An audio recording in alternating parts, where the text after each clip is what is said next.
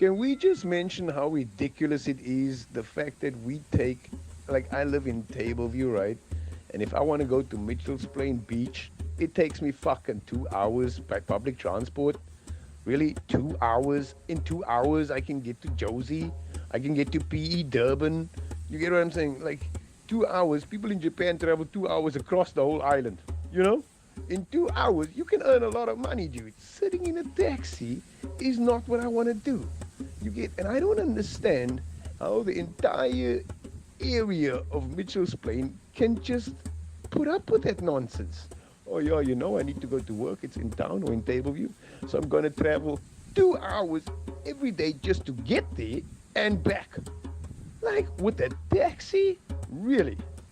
And you do that every day, just like that. No complaints, no nothing, no trying to change it, no improvement, no nothing. And many people say the taxi business of South Africa is one of the few businesses that have not changed even like since apartheid.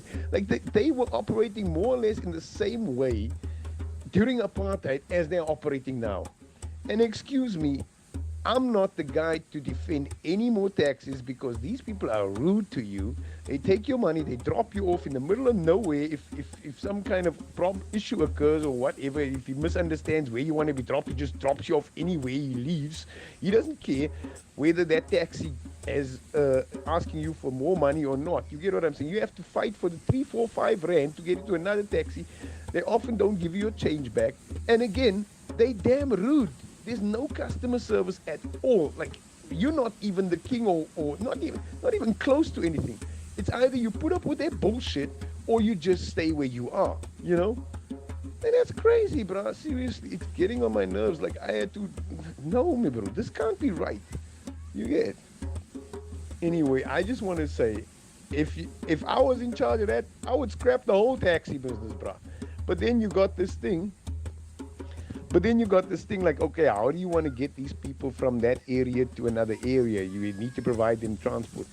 But then it occurs to me, how many of these people actually travel? Like, if half of Mitchell's Plain is unemployed and half of them have kids under 18 without knowing the father, and the other half is criminal because they stole the windows from the neighbor, or they stole something from the police station, or they stole this, or they did that, because they had to survive, because the young kids, nobody teaches them nothing, nobody gives them opportunities. There's no, like, how many libraries could you have built with that energy already, right? The time you invest to keep these people out of the areas and in prisons and in the, if you could just invest in their education and employment opportunities when they are children and when they are smaller, then they wouldn't get on your damn nerves when they're 40, and nobody would be able to, like, they wouldn't rely on taxi business, you know?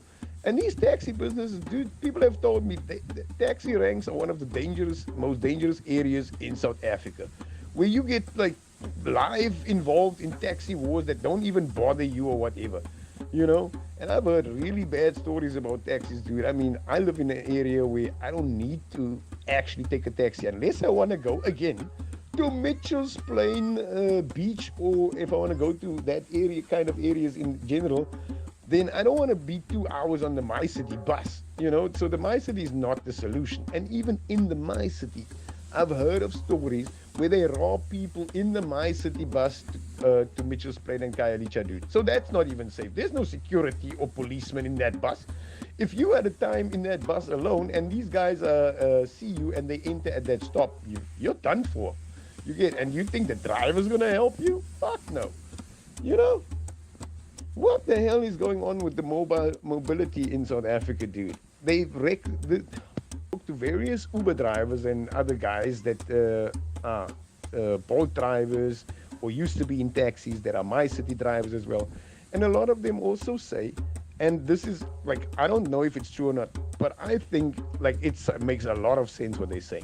The taxi people are basically paying or even motivating others to destroy the trains, destroy the buses, so that they can have leverage over the people when it comes to transport.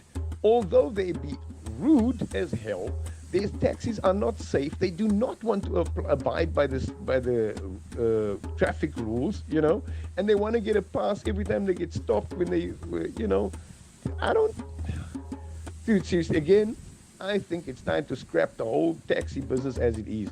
Another guy, he said, okay, how about you put an app on it, right? Because everybody who uses it puts there, oh, I'm here, I'm standing here, this is the app.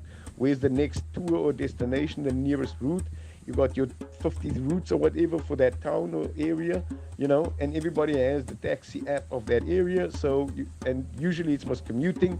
So it's always a known group of people. Eventually, it gets to develop into a system that says, you know what, it's like a shuttle service, more or less, right? Because once everybody knows who's always driving the same route, it's more or less a shuttle service, right?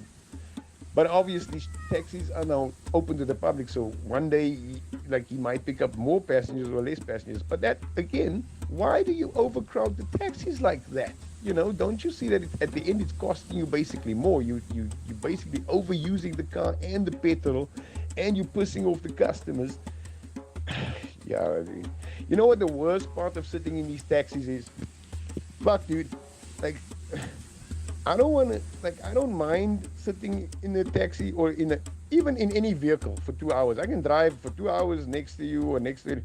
But please, dude, get a shower and some deal or something. But now I'm sitting in this taxi. Anybody from anywhere, any street corner gets in, sits next to me, bends over me, breathes into me. Dude, can you No, me bro, I don't approve of that either. You get what I'm saying? I don't think that's right. That I'm working and dressed and paying my taxes and this and that and taking out the trash. I'm doing everything that I need to do. I'm voting. And these guys, they use the same transport as me. I'm not saying they should use another transport. I'm just saying, fuck, dude, maybe it's time for me to buy a car. But even with that, the car is not the solution to your personal problems with public transport. You get what I'm saying? That's not the solution. The solution is to actually check, oh, these are not really individual problems, my own problem. No, everybody's experiencing this on a daily basis in the whole of South Africa. So why don't we just change it